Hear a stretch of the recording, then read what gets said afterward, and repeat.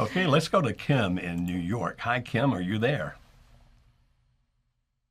I'm here. How may we help you today, Kim? Hi. I guess I'll give you a quick background. My husband and I have been married for about going to be 7 years, together 9. And about in the beginning of 2018, last year, my husband had started a new job. Right before that, he talked about, how he loved our marriage, loved our life. We have 2 kids. We got married, immediately had a kid, and a year later, another one, got a house. So everything went quickly. He was talking about how he just needed a better job, and he has, anxiety, a lot of it.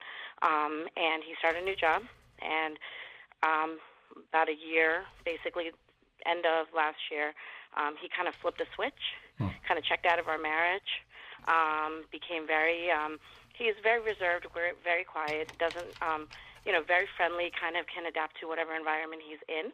And he does have, he kind of basically checked out and became very cold, very mean. Did anything happen in the 2 or 3 months before that happened? Did anything in his life or your life happen in the 2 or 3 months before that happened?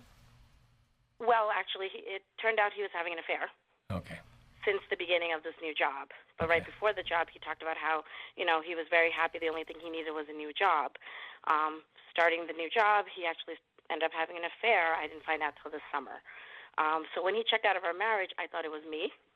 Something that he said, I know I'm hurting you, but I don't want to work on our marriage, and there's nothing, I don't have it in me to change right now. Turns out around that December time is when, I guess, she was married.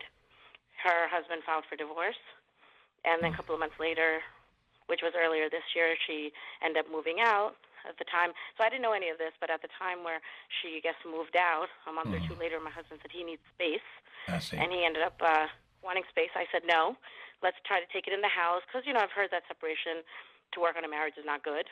But so I said, can we just work on it in the house, take your time, whatever. Then ended up finally just gave in May. He moved out for 2 months. Then he came back home, and he was very cold until basically in July I found out he was having an affair. Okay. And apparently it ended, I guess. So he's been home.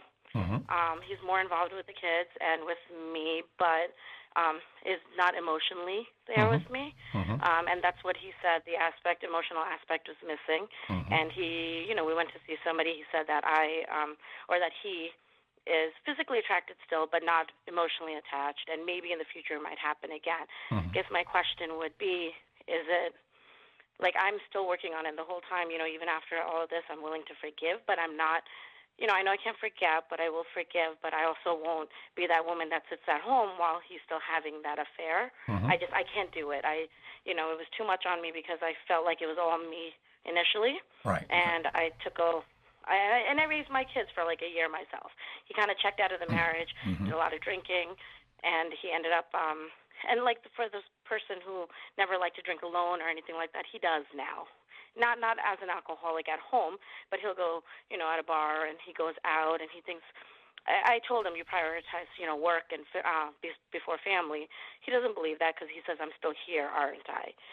So I guess my question would be, I want to continue to try to work on the marriage. He's still here, which, to me, if he didn't want to be here, wouldn't he leave? Or I don't know if he's here more for practical reasons, because financially, yes, we do better together. Okay. But there could be any number of knows reasons. that I can. Right, there could be any number of reasons he's there. There could be any number of reasons, but let me tell you what's most likely happening. Now, understand, I don't know him, Okay. I don't know you, and I don't have the all-seeing eye. But because of the fact that we deal with so many of these situations, let me tell you what I believe is happening, okay? When a man, or a woman for that matter, but when a person gets into what we call a limerent affair, this thing called limerence we talk about a lot, then the emotional connection that happens with the other person, and I know that you don't want to hear this, but we tell the truth always, even if it's what you don't want to hear. He clicked with her, right? I'm sorry? I didn't hear. He clicked with her. He clicked with her. He clicked. Yeah, but he wanted to. He felt that love there. Yes, it's a thing. It's actually, I don't have time to explain it in We have a great lot of detail. videos on YouTube about it. Yes, if you go to our Okay, YouTube channel, I'll look it up. the limerence things, I explain it in greater detail there. Kimberly does some explaining on there as well, and you can get a lot better anything.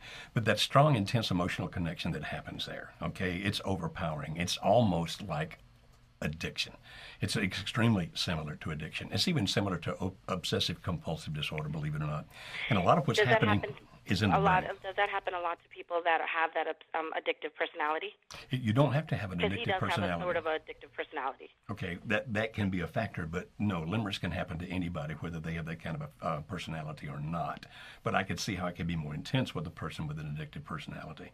But when they get into that, the chemicals in the brain, all those kinds of things become overpowering, and they feel these amazingly strong emotions, and that's when he clicked off with you. When finally that got to a certain point where it was so powerful, so overpowering, the only way he could probably live with himself was to distance himself emotionally from you so as to not be eaten to death by guilt. Now, it appears, based on what you said, that at some point that thing ended. Good. That doesn't mean that those emotions in him disappear that fast. They do not do that. They ebb over a period of time. And what most people do when they have a thing like that in is they actually go into a period of grief. It's a mourning period. And I know, again, that's the kind of thing you don't want to hear because it's like, how dare he mourn her? He's married to me. But it's the kind of thing And I that, understand it. okay, well, good. They don't do it on purpose. It's what's happening inside of here. And what you're describing sounds to me like a perfect example of a person going through a grief and mourning period. Now, while he's doing that, he's healing, but the healing doesn't take place instantly. It's a little bit, a little bit, a little bit. And it takes several months to occur. Now, the fact that he's still physically attracted to you is actually a very good sign. And saying that maybe someday I might be emotionally attracted to you, he cannot be right now because of what he's going through as he goes through this grief and mourning period. But he will get through it. And if you can endure that, now, I understand. I don't blame you for saying, if I wind up finding out he's still in the affair, I'm going to do something about this. I get that. You sound to me like a very strong woman. But if you can be there through this grief period and try to understand and be compassionate, then what's going to happen is, and particularly good because he's still physically attracted to you, at some point he's going to want to make love to you again. And if you decide you want to do that, then the emotional connection begins to rebuild. It'll be rebuilt even if you don't make love with each other because of the fact that he's then there. Can I just interject? He Absolutely. did already, and I did allow it, but he also says that he knows how to separate that physical attraction from the emotional attraction. Yeah. That sex is just sex. Ignore that. Do you think he's just talking? No, it's He not also just tells me talking. he doesn't love me the same, but earlier this year he told me that that he does love the way I love him, and that he's still here. But that was in the beginning of the year. Right. So when he says things like that, I know those things hurt Kim, and you know, I want to reach over They do. and sock him in the nose. I get that. But Yes, I want to, but I don't. I bite my tongue. good, because it's still a perfect description of a person going through the mourning period. And if you can endure it and be patient enough with him as he heals from this, you will actually have a stronger marriage in the future than you had in the past. Believe it or not, we've seen it how many times, Kimberly? Just thousands and thousands of times. Thousands. That if indeed you can get past this, then your marriage will be stronger, more deeply loving than it was before. But there's a period of healing here. There's a period of healing. And if you can continue doing what you're doing now, I think you probably are going to be okay. Now, we do really want you to go watch those videos on YouTube. And if you come to the I'll do conclusion, that. if you come to the conclusion that you might want to talk to some of our people, you know, as a coach who can help you through this, we've got some great coaches that can help you step by step through this. And if you and your husband at some point want to come to our workshop, because that's where the great healing can take place, because we can explain so many things in 3 days that we can't do in any other fashion. And so I would hope But that he at has some to be point, open, right? No, To be. no. We have people come all the time that walk in the door, look me in the eye, or our folks in the eye, and say, I'm out of here. I came to get a deal on a divorce, and so just get this thing over with so I can get out of my marriage. And 77% of those turn around and save the marriage. So no, they don't have to be open to it. Really? Okay. Really. Because we did talk separation, but then I would prefer, obviously, not to do, because I feel like once the separation happens, I know some people, the heart goes fonder. In my case, I learned to kind of live without, and I think he's kind of like that also. And with 2 little kids, I have to look out for their best interest also. Right. But I do want to. Marriage is marriage for me. Like, I took my vows seriously, and even with this, I'm willing to move forward. It just separation wouldn't be. Like, it's best to be in the same house as much as you can, Absolutely. right? I think you're an extremely intelligent person. I think you've got some good grasps on things. Absolutely. I'm trying to tell you this: we would only recommend separation if somebody's in danger. But otherwise, we say if you can stay together. In other words, all the things you just said, we agree with.